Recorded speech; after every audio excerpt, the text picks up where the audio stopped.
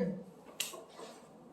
right, so guys, last week we were talking about Matthew 24, and we looked at, so I put on the whiteboard here kind of how it's gone so far. And we saw in the very first part, so the disciples come to Jesus and they say, tell us when you're going to return. What's the sign of your coming? And so we looked at the first week, a couple weeks ago. Jesus said there'd be false messiahs. There would be wars, rumors of wars, famines, earthquakes, and he calls all these birth pains. They would happen before he would return. But he said, don't worry, these such things have to happen, but the end is still to come. Now, if we watch our news today, there's wars and rumors of wars all the time, right? There have been for the last 2,000 years. But we also talked about the idea of birth pains. As a child is about to be born, the birth pains get more severe, they get closer together, and the child is born. So that's kind of the idea. Then last week we looked at the second part. The thing that kind of changes in Matthew 24, he says, then something happens. And the then is the persecution, and the believers are hated on the fact that they belong to Christ. You'll be persecuted, put to death, and be hated by all nations because of me, he said. That's the then. That's the thing that changes the whole kind of scene. So this is kind of birth pains, something happens kind of severe. And now this week we're going to go to, he's going to explain a little more what happens in that persecution time. What is causing this? And this next section that we look at is there's a reason for it. We talked last week that Christians have always been persecuted. And most recently, I clearly, 2014, 2015, I remember the images of these guys in orange jumpsuits being, killed by ISIS. Incredible. So for them, it couldn't get any worse, could it? That's their great tribulation. They can't have a worse moment than that. And so, as we look at this, we have to understand the church has always been told they will suffer. At certain times, like what we've had the last 100 years, it's been better. It's been okay. But we can't expect that that's going to last forever. And we can kind of see it's not going to. It's already starting to slip. We can't expect to be free from all bad things that could happen to the church because we represent a message that kind of goes contrary to what the world says. So let's look at today's stuff and just kind of see where we go. So part 3, Matthew 24. So Jesus says, he talks about the persecution, and now he's going to say, so when? As if he's now explaining further what this is all about. Right? So when you see this happen, this is what's taking place. So, would someone like to read this out loud, nice and loud and clear? Or you can read it from my version. No, New King James. we'll read this one here. Okay. Yeah. John, do you want to read this out loud? So when you see standing in the holy place the abomination that causes desolation spoken of through the prophet Daniel, let the reader understand. Okay. So interesting, this little red letter statement I highlighted. Jesus makes it clear, and you kind of miss this because you think, well, this is just kind of part of the sentence. But what does this tell you? Let the reader understand. What's he saying? He's talking about this. This is going to happen in the future. Let the reader understand. Why would he say that? Maybe you kind of take note, okay, these are the things, so then you need to understand this is what's happening. Sure, for sure, yes. Why would he say the reader? He must have meant us, like future generations, because the people at that time heard him say it, so they were listeners, not readers. So Yes. He knew it would be written, and he knew that we would read it. Yeah, I think there's a little bit of foreshadowing. Okay, this is not going to happen right away, guys. There's going to be written down word. Readers at some point are going to read this stuff, and they're going to say, oh, I get it now. It's starting to make sense, okay? It's starting to make sense. he points back to Daniel. Daniel is the most incredible 12 chapters. From chapters, I mean, we know Daniel in the lion's den, you know, Shadrach, Meshach, Abednego, but there's chapter 7, or chapter 2, 7, 8, 9, 10, 11, 12, all have to deal with the end times. They really do. About what's going to happen in the future of the world, the different kingdoms, this world leader who's going to come at some point. And Daniel describes him twice with the term, the abomination that causes desolation. It's an interesting term. It doesn't even kind of make sense at first. If I slow it down and take a look at it. Abomination to me, it seems like a term that would describe something that is blasphemous or like opposed to God. Yes, very much. Because in order for an abomination to cause desolation, it must be something pretty serious. Abomination means it's the worst. It's the worst of the worst, yes. Yeah. And the And- desolation is the destruction or, complete changeover from where it was.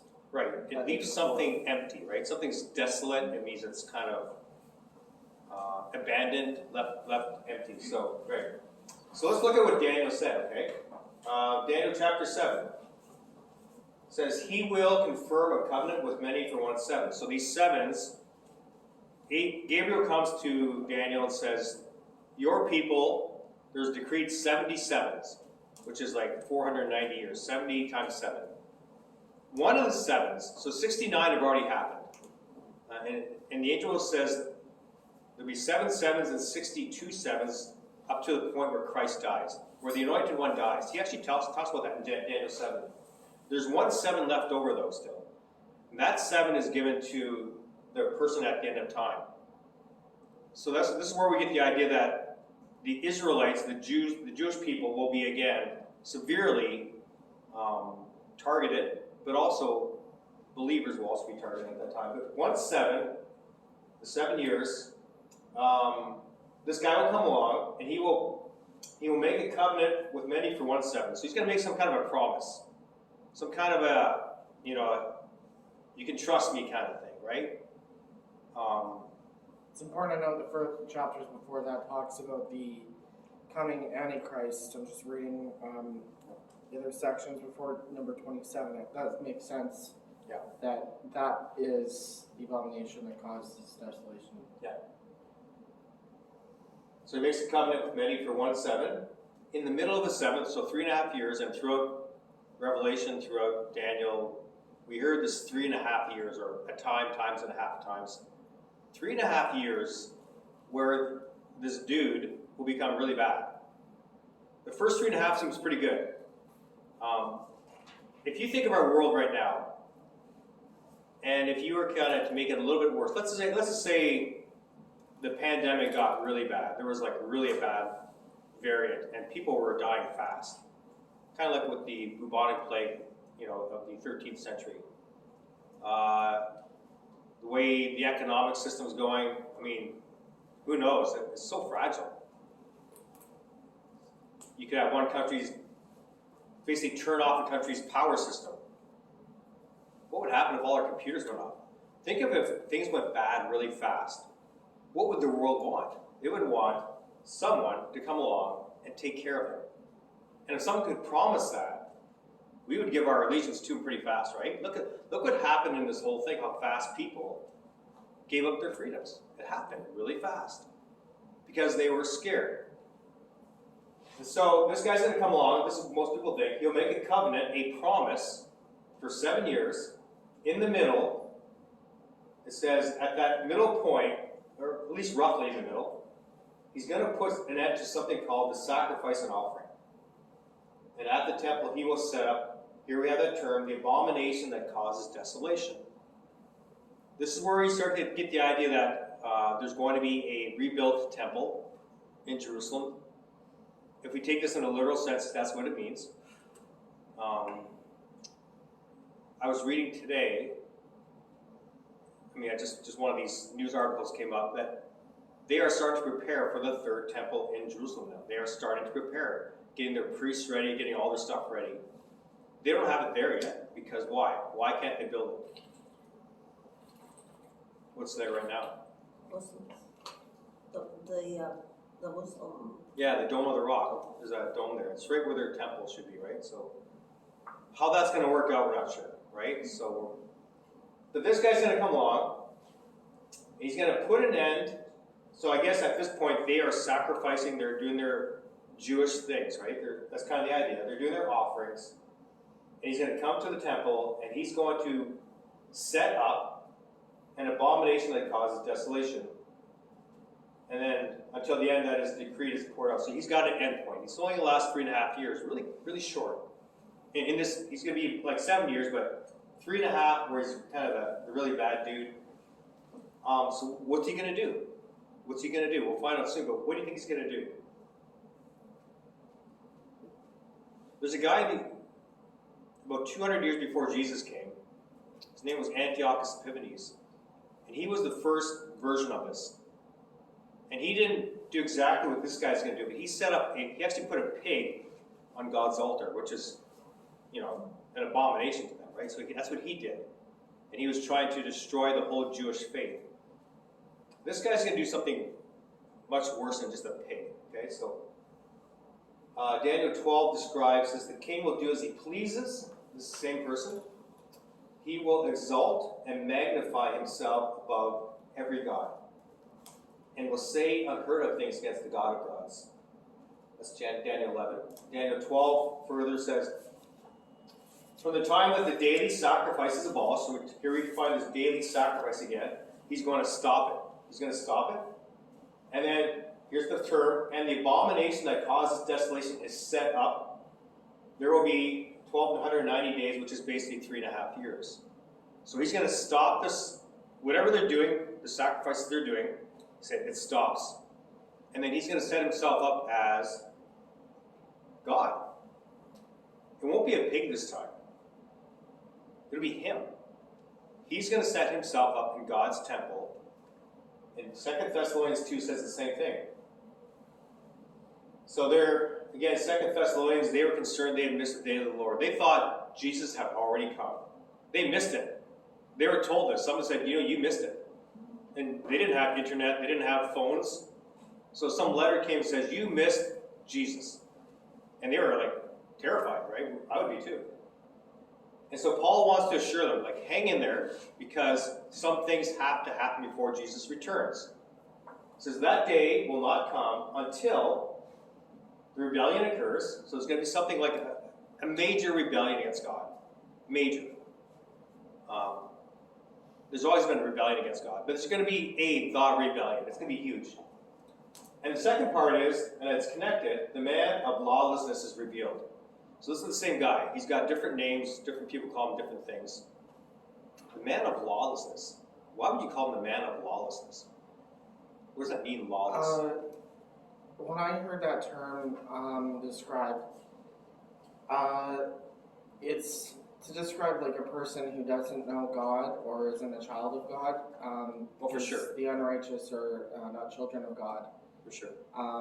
So he's a man of lawlessness in the sense that he himself doesn't know God and he doesn't want anything to do with God. So this is not just that he's breaking the speed limits and throwing garbage on the ground all the time. It's not just breaking the law of Canada, right? This is a little... There's an interpretation to it, I think. maybe they'll eliminate the concept of right and wrong. Oh, that's interesting. So anything is right, anything is So whose law is he breaking, really? God. God's law, right? We're not talking Canada law here or Winnipeg bylaws. This is like major God's laws. And he's called the man of lawlessness. Like, that's his whole goal, is to destroy anything God has, right? Again, he's doomed to destruction. And here's again what Daniel just said. He will oppose and then will exalt himself over everything that is called God. Everything that is called God. Any God out there in the world, he'll come along and say, that's all done. Now you worship me. I'm now God. Everything you thought was God was not. I'm God. So that includes Buddha, Muslim, Shintoism, Christianity, Jewish, Jewish faith. I mean, all of it, right? Jesus, he's going to say that's garbage. I'm God. He will speak blasphemy against it very strongly. He will exalt himself over everything. And here again, so he sets himself up in God's temple. Again, there's a bit of mystery here because in terms of the temple that will be built, it's not that God still really connects himself to the temple anymore, the physical. We are the temple now. So, there's debate. What does that mean? What it means he's setting himself up in God's temple. I'm not sure. We'll see how that works out. Proclaiming himself to be God. Here's this guy. He comes along. I'm God. And he's going to have a false prophet, we find out in Revelation 13, who is going to do these amazing signs and wonders. He's going to say, if you don't worship this guy, you die. If you don't take his mark, you die. Like, that's how, we're talking about, how people are treated now when they don't get vaccinated. You lose your job. That's kind of the idea. So if you don't see him as God, you die. You will be killed. That's how the world's going to, I guess, feel like, well, okay, we're getting back on track maybe now, right? He brings that peace to the world, which is not peace. Right here, I'll quickly, Revelation 13. He's called the Beast in there. I mean, he's got all kinds of names, just a multi-named guy. But the Beast is also his kingdom at the same time. He was given a mouth to utter proud words and blasphemies and to exercise its authority for 42 months, which is 3.5 years. Again, we find that term. It opened its mouth to blaspheme God. It slanders his name and his dwelling place and those who live in heaven. And here, verse 7. It was given power to wage war against God's holy people and to conquer them.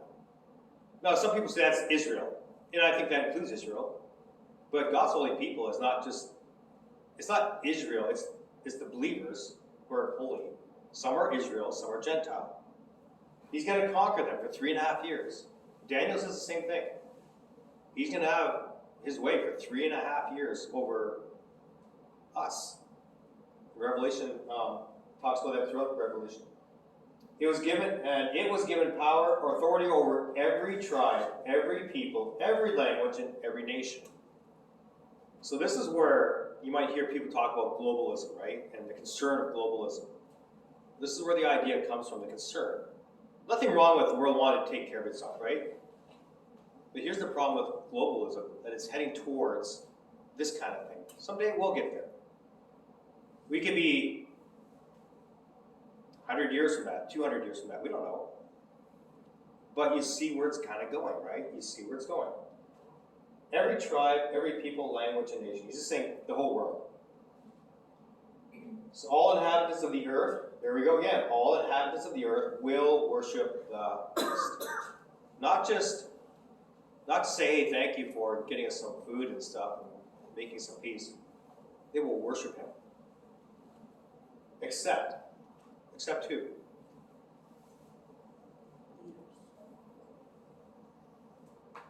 All whose names have not been written in the Lamb's Book of Life.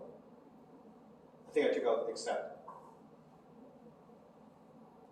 The ones those who are true believers will not. And they will know what's going on. They will understand. Daniel 12, it talks about, he said, the evil will not understand what's happening, but believers will. They will get what's going on, but the world will not. They will continue to do their things kind of idea. There's going to be believers through this whole time. There's going to be Christians in this time. And they're going to die. They're going to die. Not all of them. Part of those who die in this time will be part of that first resurrection when Jesus returns. The 1,000-year reign of Christ. It says the rest will be raised after that. So, this is not to scare anybody, by the way. Are you scared? Hope not. No, I was, it's better to suffer for the cause of Christ, I guess. Why should we not be scared? I mean, there's human fear of, oh boy, where am I going to get my food from? Do I need to build a shelter in the mountain now? John, let's start building. There's that natural fear, right? We want to survive, but again, we're not here yet. We're not there yet. We're not there yet. But maybe in our lifetime we will. I don't know. We could. Things just happen so fast in this It world. would be scary though, because we would have to move and find a way to build food, and we wouldn't be able to grow food in the winter months. So we'd have to have enough food to last through the winter months. Lots of cans of beans. Start buying now. Well, honestly, I have the theory that like it's gonna happen because we're, I think, 6 years away or something from causing permanent damage in like our atmosphere, which is gonna increase the it's irreversible, and it's just gonna keep declining our climate after that. And that's just since we started electricity and stuff less than 100 years ago. And I think it's just gonna, people are just gonna slowly start fading out of it. Like, I don't know if anybody's seen Handmaid's Tale. It's harder to, it's a, Dystopian. yeah, it's like people who pretend like they're Christians, but they're not really. Okay. Yeah, but, yeah, I think it's hard to, fertility is really down, and it's hard to reproduce, and then I think that's what's gonna happen, is it's just, people are gonna come together, and that's how it's gonna, I think that's how it's gonna. You know, I can also take something too. I don't know if you've seen the Maze Runner series, but they have an organization called Wicked, and I relate Wicked to the Antichrist because there are very few people, and they're mostly like kids and youth. I think that would be like the children of God. They're very few, and they do everything that they can to stay away from the Antichrist. So I think there will be a lot of turmoil going on during that time. yeah, you're right. The world is winding. It's going to wind down, and we are probably the cause of it, but God's also the cause of it too. Yeah, I think what we do, we make a huge difference in what we've done. In the book of Revelation, it talks about those who destroy the earth. What we do, it does destroy the earth. You're right. And God he'll finish it off on his own. But we've actually done a lot of harm by that point, for sure. Yeah, that's a good point. So It just boggles my mind how all the people in the whole world will worship this one figure, because That's why I think it's gonna be like when Because I mean, population is down. nowadays, like, even in one country, we can't agree on one politician. And it's like, half the country says that one's bad, and the other half says, wow, that's the greatest leader we've ever had, or something. Yeah, it's So just, why would they worship this guy, do you think? it boggles my mind. Maybe they have to. They have to, right? Yeah. Some may want to. They might see him as, I don't know, savior, but they're going to have to. If they don't, they'll die. If they don't take the mark, they die. So we do see in Daniel 11, it talks about the king of the south and the king of the north rising against him at points. There's going to be some rebellion, but he's going to still conquer them. So people are probably happy with him, and the army he's got, like, just very powerful. Some see it as the revived Roman Empire. Some, and I'm kind of leaning more this way, see it as the revived caliphate. Because, well, okay, so what ISIS tried to be, Okay, right? sort of. So a very large group like that, Mhm. where the whole entire world who would be, and it's interesting because the Muslim faith, I mean, great people, loves the people, but in their belief, this is interesting. They are waiting for Jesus to return. They are. But their Jesus is supposed to come and say, Christians, your Jesus was wrong. He becomes a in-place Christ, so to speak, right? And he's going to point people towards a person called Mahdi, I think his name is, Mahdi. So he's going to be like the new prophet, the new guy, right? Not Allah, but the new one to follow. So their Antichrist is our Jesus coming back, right? And their Christ is somewhat kind of like what we believe would be like the false prophet or Antichrist as well. So it's interesting, right? They're waiting for Jesus too, but not the Jesus we are. So people think maybe that's where this guy comes out of, but at the same time, he's going to say, no other gods, I'm God. Like, he's going to be that brash, and Satan is behind him. Satan is the power behind him. So. I kind of almost wonder if there's like a certain supernatural power that would kind of, that God would allow to take place for that person, that would sort of enchant the people, and it's not really the word I'm looking for, but something like We're that. getting there. We're getting there. You got it. Yes, you got it, Brown. We got it. Because there would be a spirit associated with the Antichrist, just like there is spirits Satan. associated with fear and Oh yeah. Oh, for sure. turmoil. Oh, it's gonna be demons' heyday in that time. But also, like, oh, sorry. I'm just saying, if I can throw it out there too, because when you were sharing, and also as well, like, I think it's that element where it is kind of mind-boggling to think of, like, the whole world being, like, you know, like I said, enchanted by this person. But then I think we see some of that even now, like, in social media. Like, some of the, like, TikTok, like, things like that. Like, there's people, like, one person, you know, like in California, that literally has followers around the world that are just waiting for everything they post, you know, and like, so I kind of think even in that, like, we're getting accustomed to a global perspective, even just in the way of our access, but then it is like, you know, kind of that one thing where there'll be that person, oh, have you What do you seen say? that, or have you seen, you know, so. Well, I just think that whoever does take the mark, they'll just be like gifted and like it'll seem like a good thing. Like I don't You will. think they'll No. even realize anything bad is going on. You're right. It may even be similar to the Holocaust, where it's like under the table the persecution and it's just. People will be, we And look I past, think it's gonna be like when there's like a lot of like heavy supernatural, like not supernatural, the weather is gonna be super bad because of the atmosphere, and some people are gonna be really desperate. They're not gonna be able to even live on their own. Like they're gonna have to probably go into these communities or whatever for protection. And they're probably gonna have to sign something to take whatever to get Exactly. The world's gonna be in chaos. And it's gonna like be how other people picture the end of the world, but there's gonna be something. No, excellent thoughts. So here's what happens. Yeah, go ahead. Might be a possibility too that they ban Bibles across the world because that's the Oh only way. yeah, it's gone by that. That's the only way to get rid of the thing that grows, the knowledge that there is another. He's going to get rid of any religious literature, right? He's going to get rid of it all. He's God. The rest doesn't matter anymore. That's kind of where he's going to go. Yeah. So Bibles, won't be any Bible. We will not be doing this probably. Even online, I think maybe they'll like censor Bibles. And Well, especially Oh, online. yeah. They can do it easily right now. It'll be easy to ban it online. So Jesus said, "This is." Some countries are already doing that. So back to Matthew 24, he says, "As when this person, this abomination that causes desolation, appears, this is what he says to do."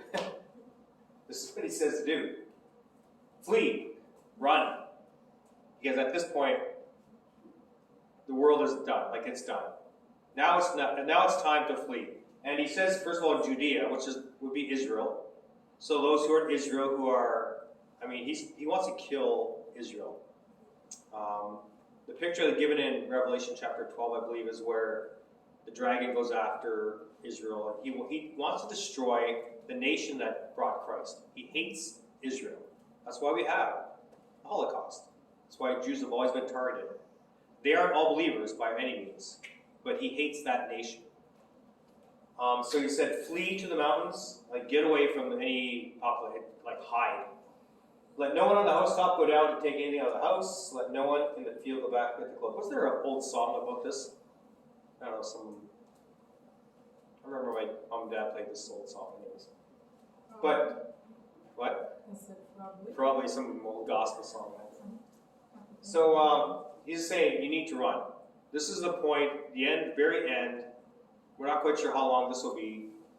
I think this, in my mind, when I read from Daniel, he talks about another 45 days after this abomination is set up. He says, blessed are those who wait for it and reach the 1,335 days. It's like this 45 days of severe HE double hockey sticks. I mean, it gets really bad for 45 days at least.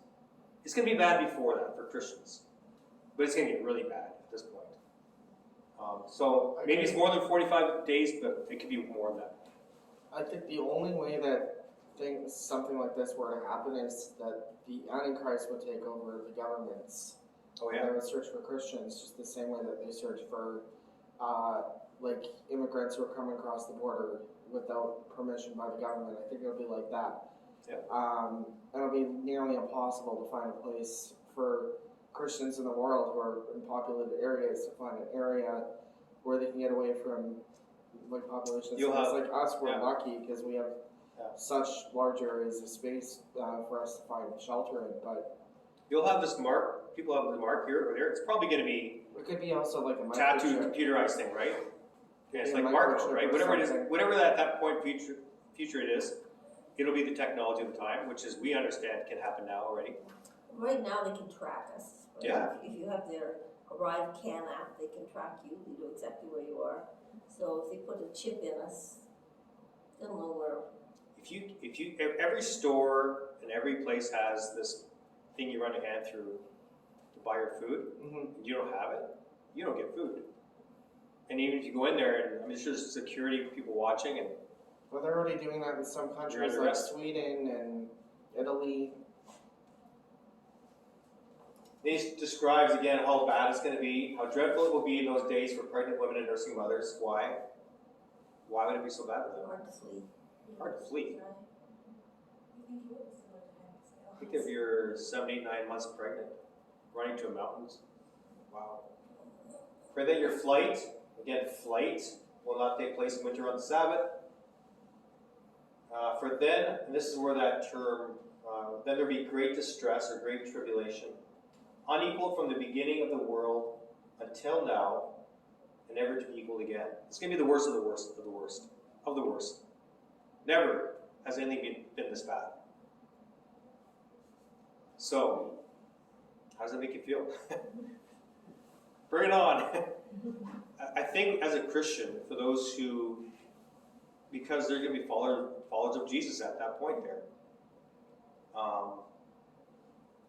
I believe God's grace will be heavily upon you. And I believe you, knowing that what's coming, you'll be so excited in that sense, though you'll have fear, you'll know what's coming. You'll know that soon you'll be with the Lord. And Jesus said once, he said, when you are persecuted, lift up your head because your salvation is near. Right? When you see these, he says later, when you see these things happening, know it's near, right at the door. So, yeah, Christians have suffered. We just aren't used to it here in North America. We think there's no way God would let that happen. But he has. And he does.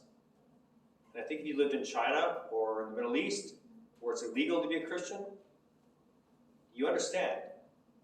This is reality. This could happen. And he said, if those days had not been cut short, no one would survive. Wow. So 3.5 years, and we're not sure how long this end part will be, but it's not going to be a long time. How long has this pandemic been on? About 2 years, right? Over 2 years now. Has it felt long? Yep. So add about another 1.5 years on. That's what we're talking about here for this, maybe.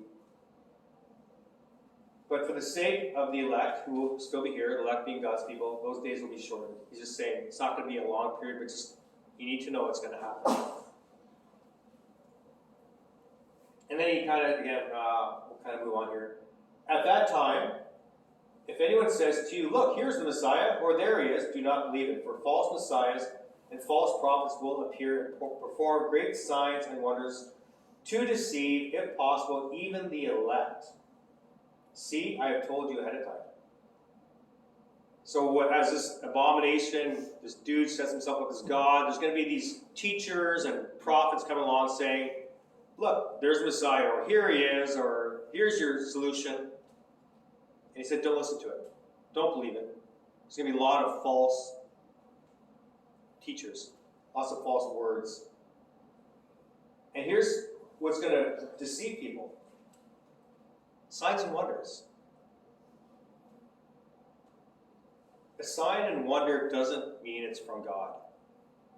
Satan can counterfeit signs and wonders. He did in Egypt, and he's done it all through the history of the world. I really think one of the things he might use I mentioned last time, is the UFO phenomenon. I really think he might. Because why is that such a big thing in our world? And these little lights appear everywhere, and you wonder, what is that? I mean, my theory is demonic. But there's something that's happening in the world. People are kind of, oh, this is interesting. Maybe we have aliens coming, and there are great ancestors, and blah, blah, blah. What a sign, what a wonder, right? What is that?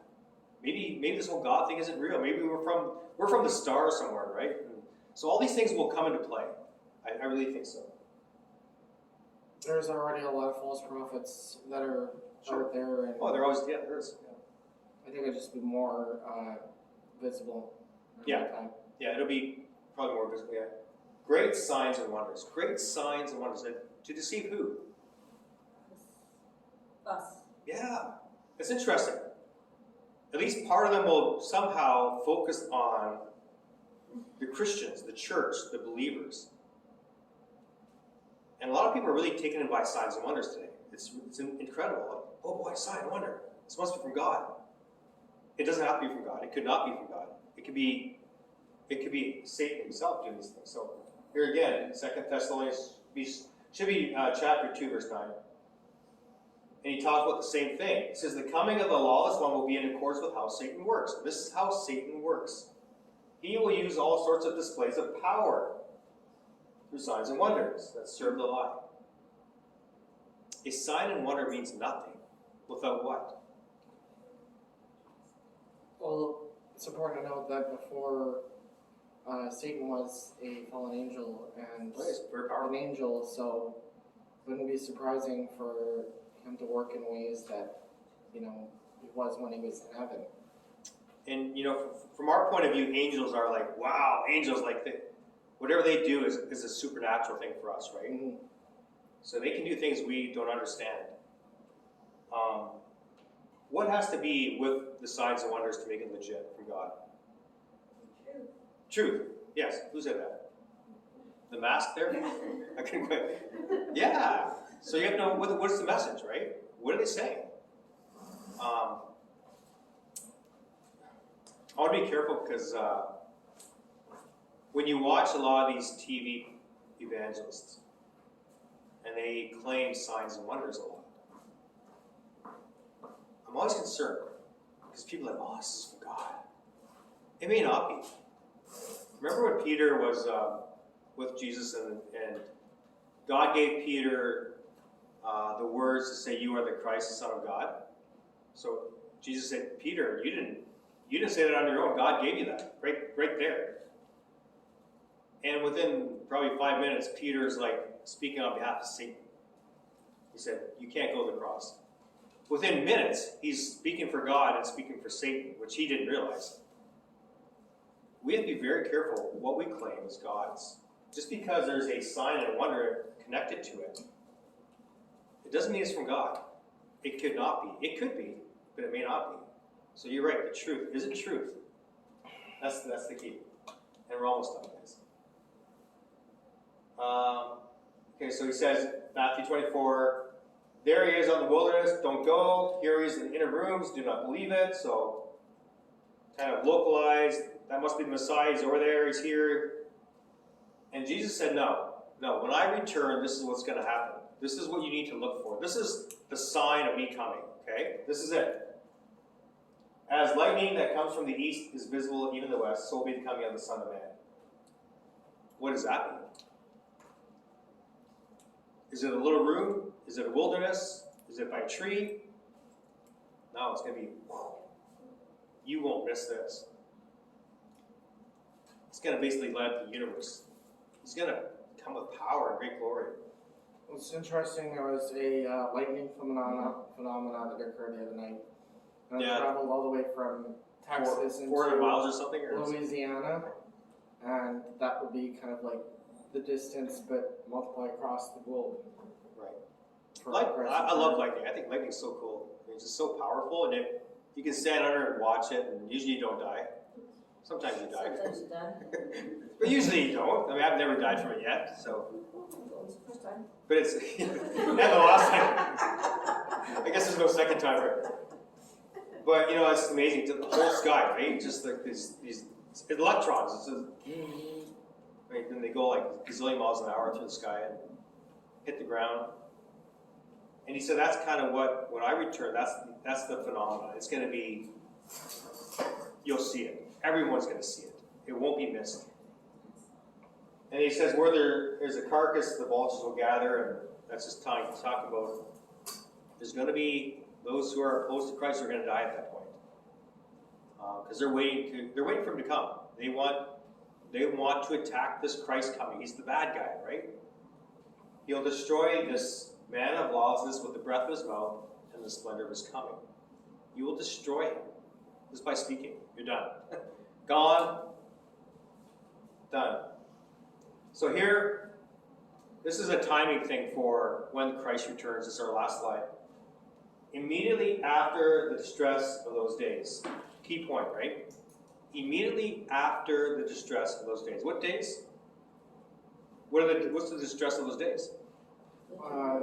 Tribulation, persecution, abomination, cause desolation, the fleeing, the flight, all this stuff. That's the distress of those days. The worst days ever. Immediately after those days, this happens. The sun will be dark, and the moon will be not give its light. The stars will fall from the sky, and the heavenly bodies will be shaken. Then will appear the sign of the Son of Man. This is the sign they've been asking for. When does he come back? Immediately after the distress of those days.